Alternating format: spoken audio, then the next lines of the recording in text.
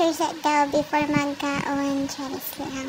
Oh, by the way, kind of dinner sponsored by Freenie. Thank you so much. Love you, mama. Kabalo nakakongkinsa ka.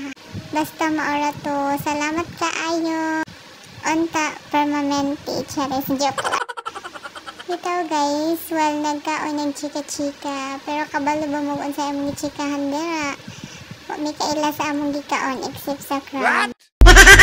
Pero lami man gihapon bisag wala na ilhan. Pero mas gana jud magkaon no pag naa kay kauban kaysa sa ikaw ra isa magsulo pagkaon, murag di ka ma-enjoy or mas gana pang daghan kay apil marites or what. By the way guys, first time na ako na-experience ka na magtrabaho sa layo unya samot na naka-stay-in. Ang pagkaon balik-balik ra, like kanang unsara ang madali, mga pansit canton, mga sardine.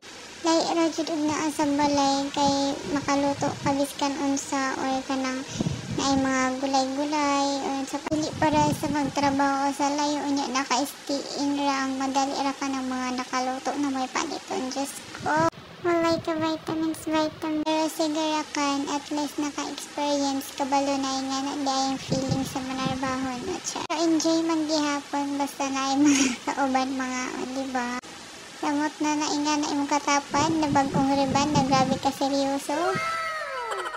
Pero chikara, bye!